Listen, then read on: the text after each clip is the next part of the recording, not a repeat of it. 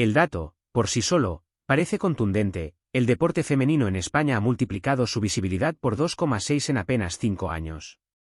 Sin embargo, reducir este fenómeno a una simple cifra sería cometer el mismo error que durante años ha limitado su desarrollo: mirar el resultado sin analizar el proceso. Porque detrás de ese crecimiento hay una transformación estructural, pero también señales claras de que el camino hacia la igualdad real sigue siendo mucho más largo de lo que parece. El hecho de que el deporte femenino alcance el 26% de la cuota mediática no solo habla de progreso, sino de un cambio de mentalidad dentro de las redacciones, las marcas y las audiencias. Hace no tanto tiempo, esa cifra era impensable. Hoy, sin embargo, se convierte en un punto de partida para una nueva discusión: ¿es suficiente o simplemente el inicio de una nueva etapa? Lo verdaderamente relevante no es el crecimiento porcentual, sino la normalización progresiva. El deporte femenino ya no aparece únicamente en momentos excepcionales o vinculados a grandes torneos internacionales. Empieza a formar parte de la agenda cotidiana. Y ese cambio, silencioso pero constante, es el que define el verdadero impacto cultural. Pero aquí aparece la primera advertencia importante: el crecimiento se desacelera. Lo que antes era expansión acelerada ahora se convierte en avance controlado. Esto no es necesariamente negativo, pero sí indica que el impulso inicial, impulsado por tendencias sociales y presión institucional, está entrando en una fase donde la consolidación dependerá de factores más complejos. En este nuevo escenario, el reto deja de ser aparecer para convertirse en permanecer. Y permanecer implica competir por espacio, relevancia y narrativa en un ecosistema mediático altamente saturado. No basta con estar, hay que ser relevante dentro del ruido informativo. Este punto marca una diferencia clave en la evolución del deporte femenino: ya no se trata de visibilidad simbólica, sino de valor real. Y ese cambio obliga a medios, clubes y deportistas a adaptarse a una lógica mucho más exigente. Porque en el fondo, la gran pregunta no es cuánto ha crecido, sino si ese crecimiento es sostenible en el tiempo. El 26% de visibilidad puede interpretarse como un logro, o como una barrera. Y esa dualidad es precisamente lo que define el momento actual del deporte femenino en España. Porque mientras los números suben, la distancia con el deporte masculino sigue siendo evidente y estructural. El problema no es únicamente cuantitativo, sino cualitativo. No todas las coberturas tienen el mismo peso, el mismo enfoque ni la misma profundidad.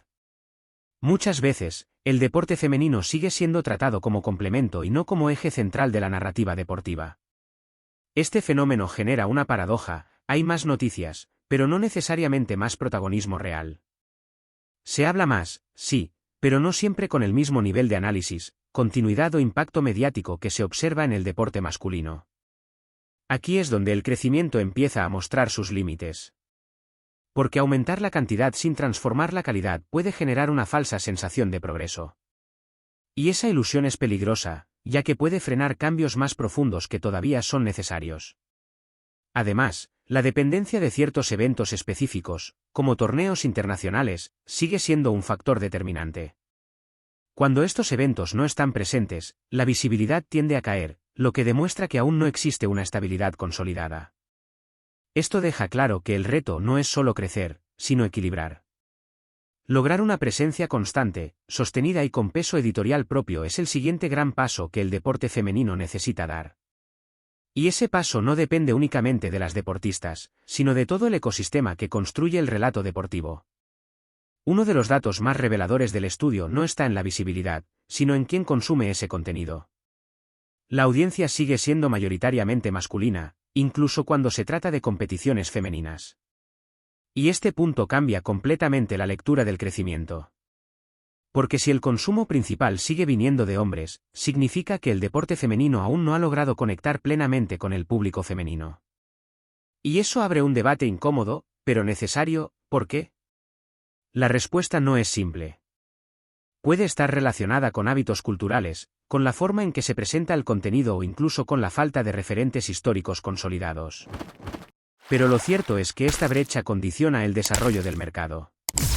Solo en competiciones internacionales de selecciones se supera el 40% de audiencia femenina.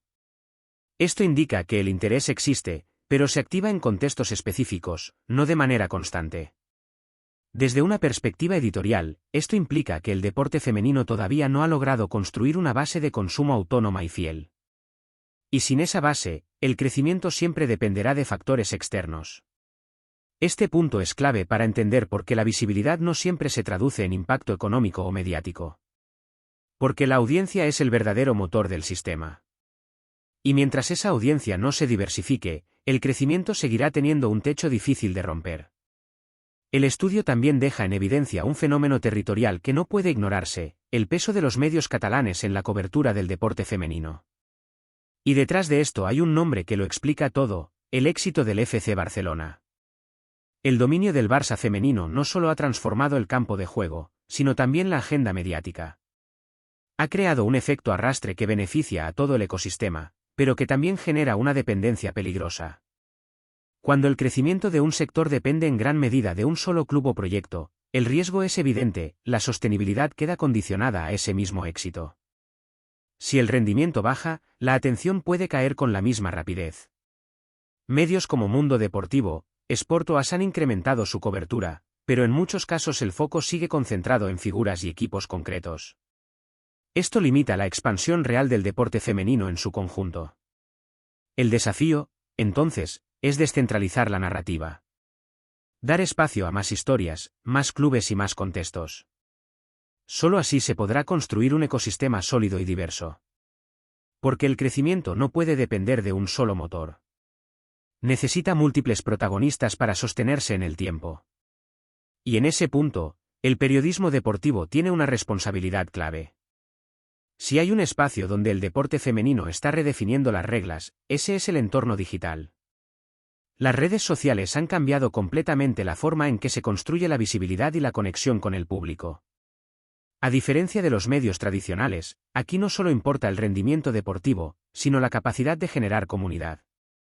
Y en este terreno, las deportistas han demostrado una ventaja clara: autenticidad. Figuras como Alexia Putellas o Aitana Bonmatí no solo representan talento, sino también narrativa, identidad y cercanía. Y eso es lo que realmente conecta con las nuevas generaciones. Sin embargo, la brecha sigue siendo enorme en términos de seguidores frente a los deportistas masculinos. Esto demuestra que, aunque el modelo está cambiando, el punto de partida sigue siendo desigual. Lo interesante es que las redes están permitiendo saltar intermediarios. Las deportistas ya no dependen exclusivamente de los medios para construir su imagen. Pueden hacerlo directamente. Este cambio tiene implicaciones profundas. Porque el poder de la narrativa empieza a desplazarse desde las redacciones hacia los propios protagonistas. Y ahí es donde se está jugando el futuro del deporte femenino. El crecimiento del deporte femenino en España no es una moda. Es un cambio real, estructural y con base sólida. Pero también es un proceso incompleto, lleno de matices y desafíos que aún no se han resuelto. El optimismo es justificado. Nunca antes hubo tanta visibilidad, tanta conversación y tantas oportunidades. Pero ese optimismo debe ir acompañado de una mirada crítica que evite caer en la complacencia.